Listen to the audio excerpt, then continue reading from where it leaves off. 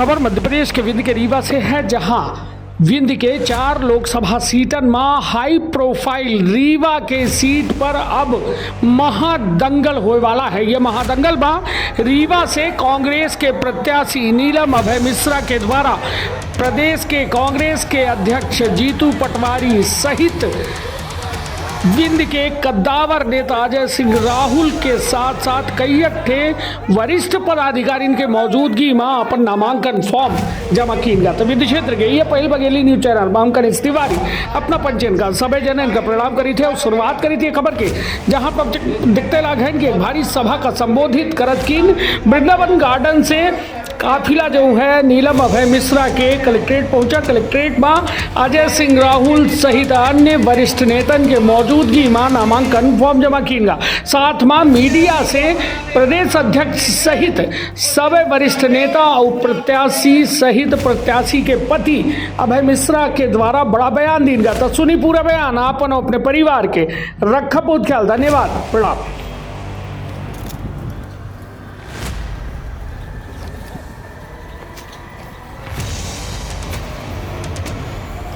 में ये एहसास कराता है कि देश के लोकतंत्र को बचाने वाले लोग, संविधान को बचाने वाले लोग जो आस्था रखते हैं सर्वधर्म समभाव में, जो जात पे न पात पे मोहर लगेगी हाथ पे, ये वातावरण अद्भुत है, कल्पनीय है।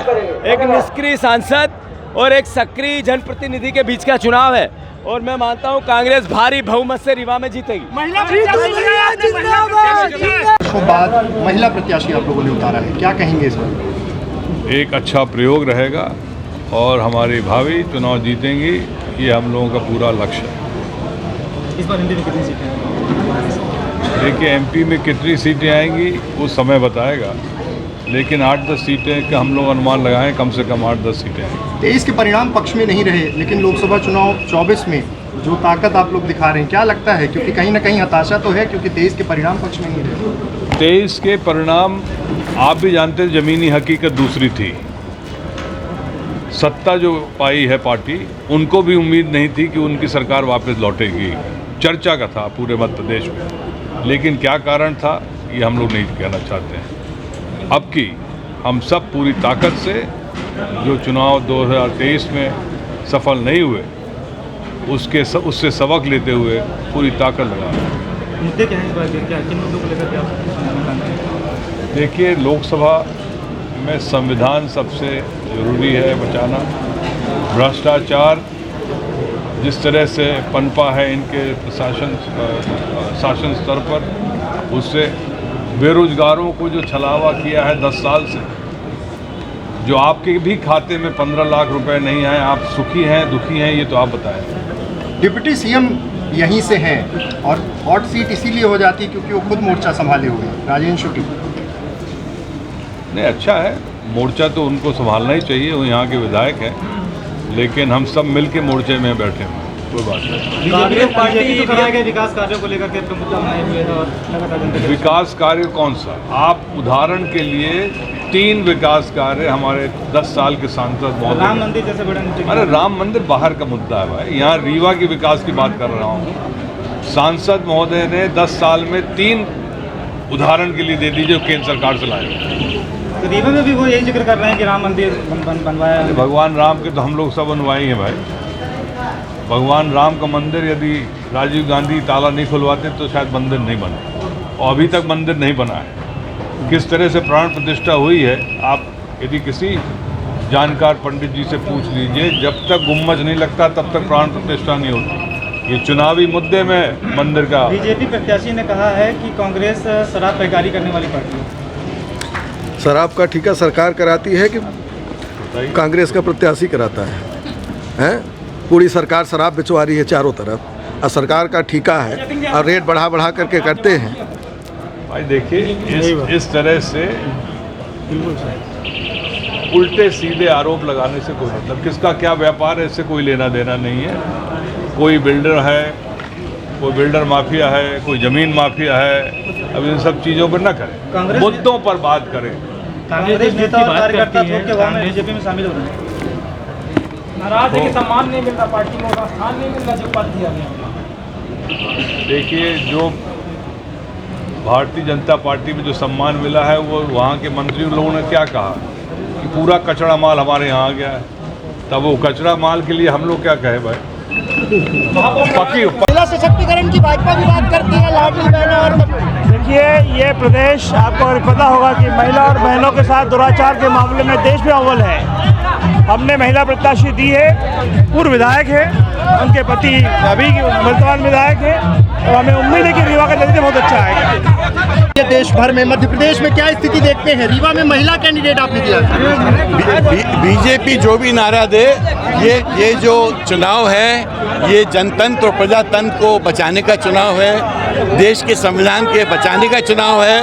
अगर बीजेपी ये चुनाव जीतेगी तो 2029 में खाली एक ही पार्टी रहेगी, वो बीजेपी।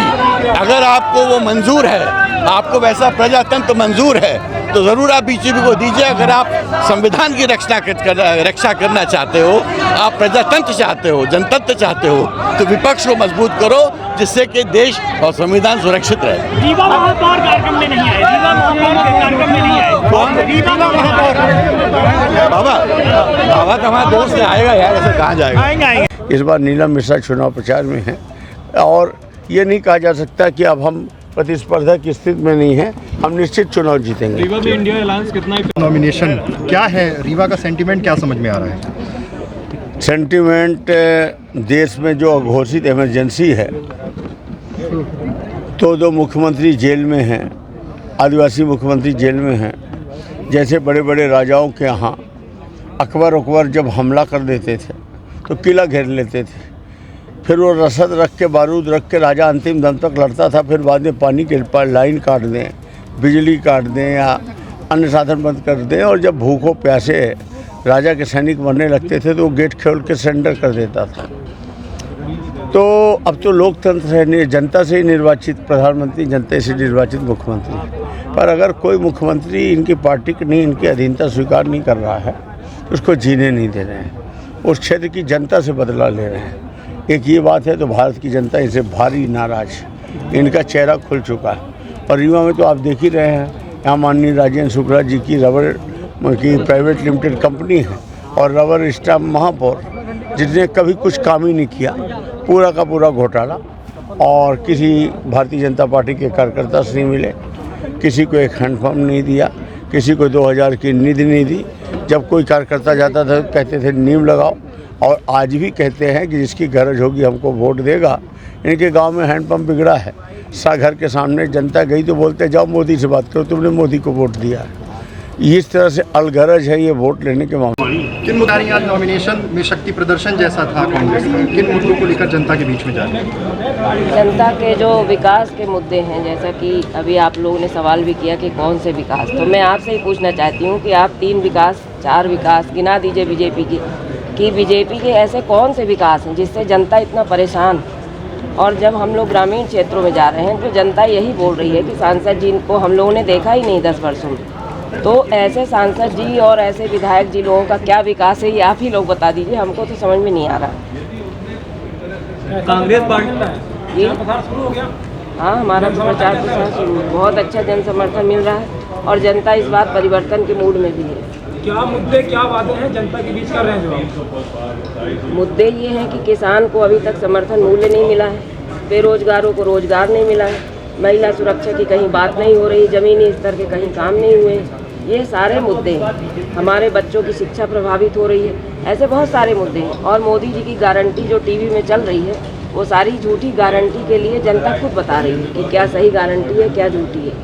एक तरफ झूठबाजी की बात बताई जा रही है कि आपके साथ है, लेकिन यही देखा जा रहा है कि रोज रिजाइन देते जा रहे हैं। तो इसमें कितने आप, एक तरफ तो आपको भी लड़ना है और दूसरी तरफ पार्टी के कार्यकर्ताओं से भी लड़ना, तो किस तरह से? तो रिजाइन दे रहे हैं, ये उनका अपना पर्सनल मैटर है, इसमें हम लोग कुछ नहीं कहना चाहते हैं। लेकिन अगर ऐसी पार्टी जिस हालात में अभी खड़ी है, विषम परिस्थितियों में कांग्रेस पार्टी, और इसमें अगर वो छोड़ के जा रहे हैं तो ये उनकी अपनी सोच है।